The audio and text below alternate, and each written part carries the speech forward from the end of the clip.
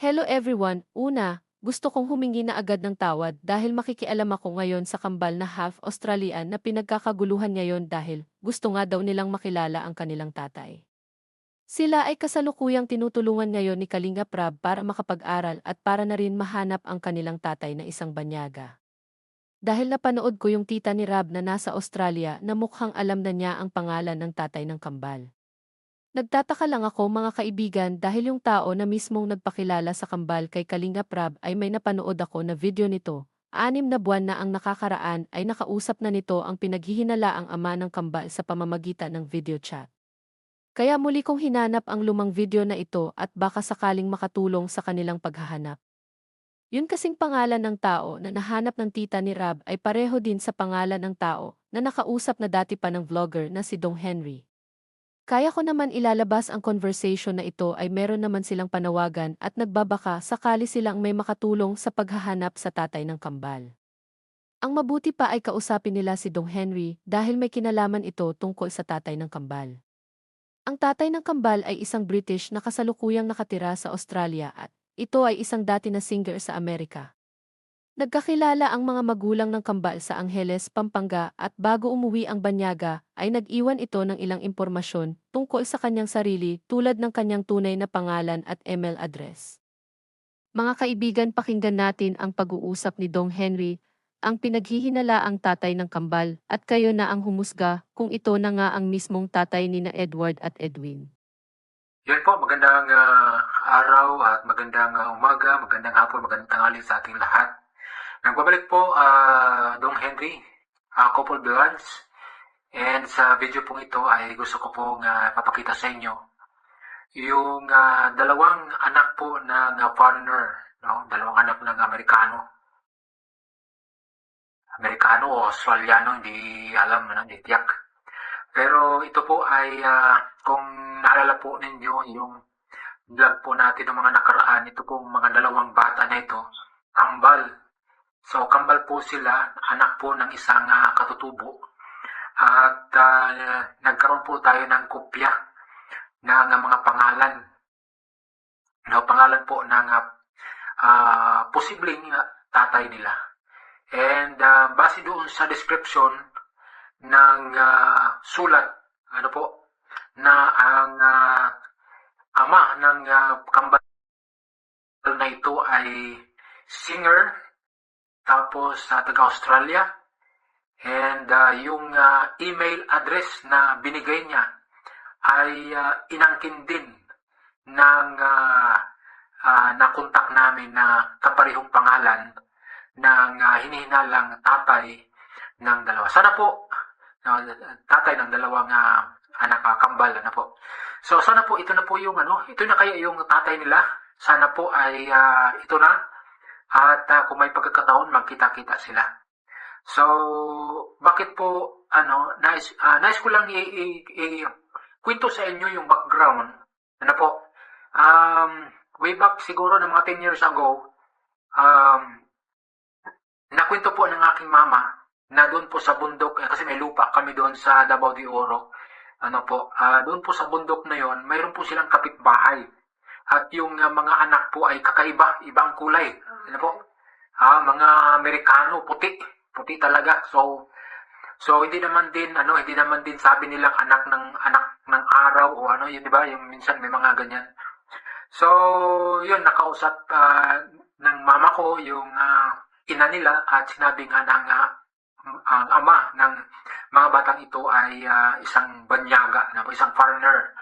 So, yun po, binalikan ko po ilang taon na at yung mga bata ay binata na po. Nasa 20 years old na po sila.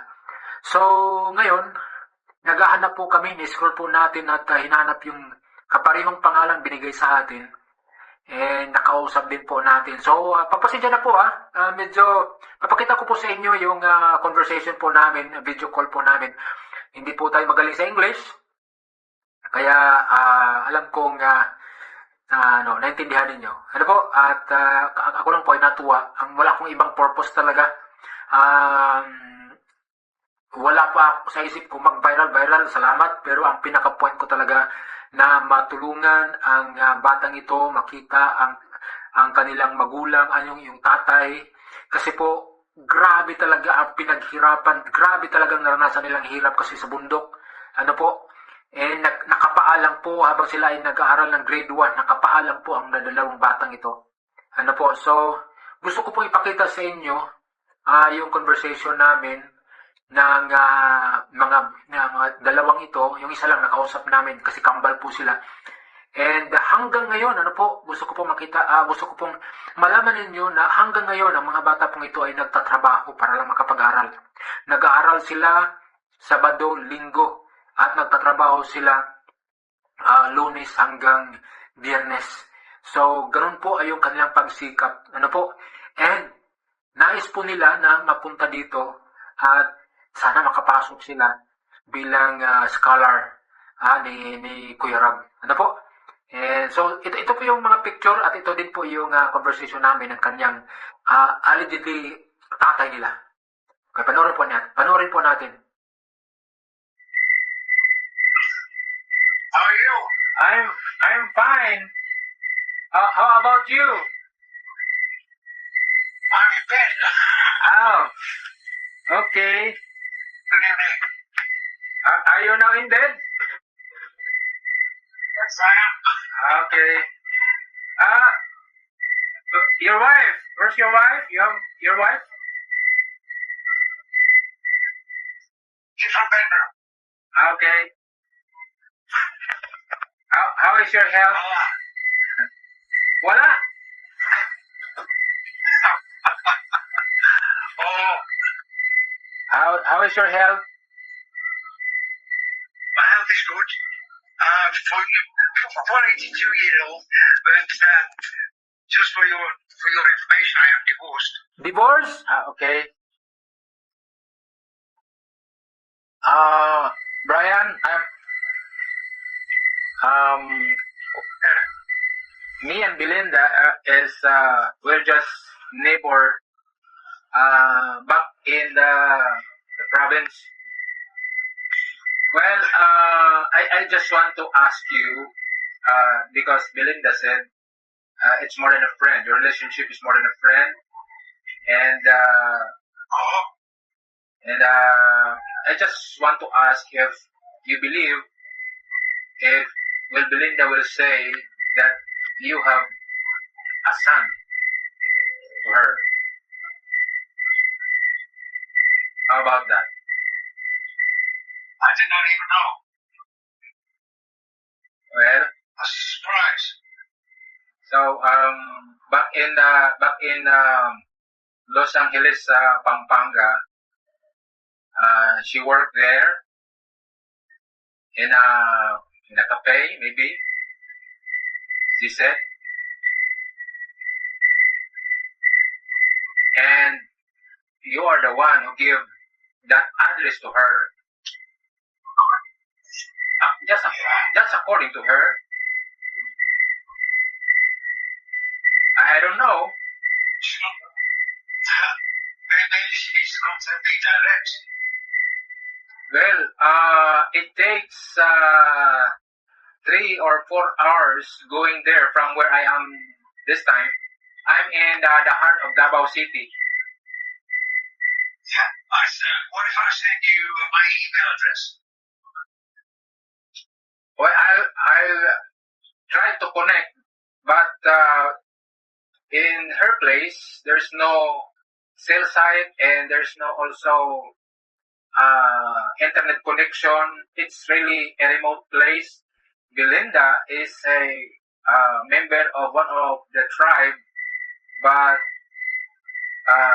she got her high school finished. She finishes high school. Yeah. That's good.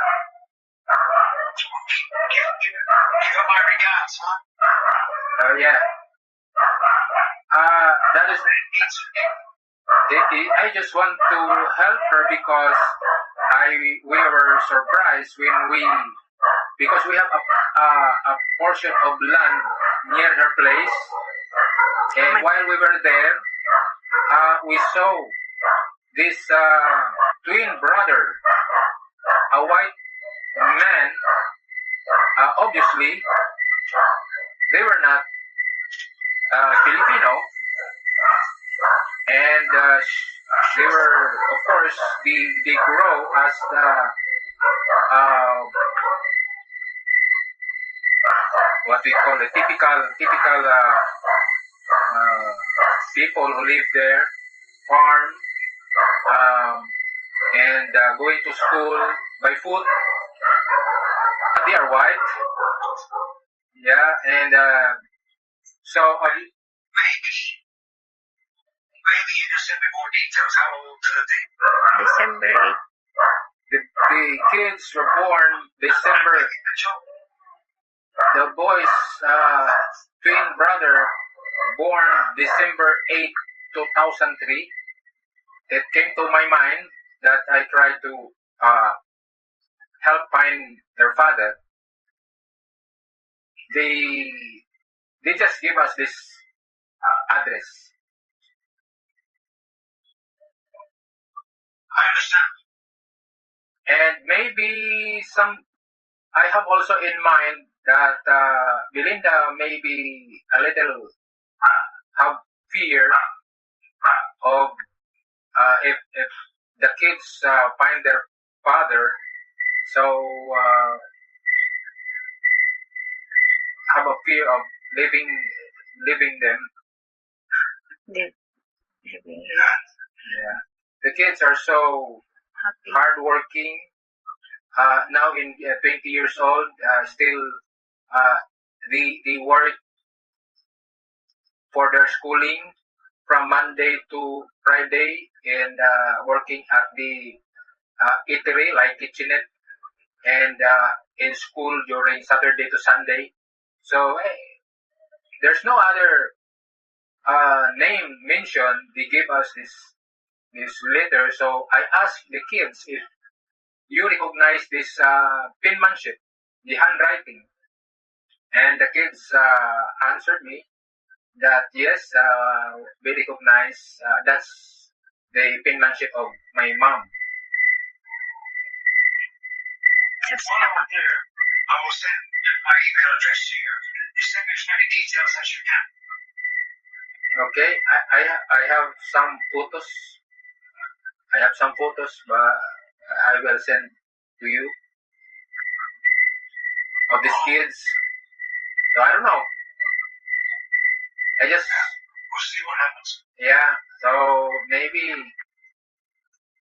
if you are interested, of course, if really they were your siblings, you can come to Philippines, or if you can. But I was there in February.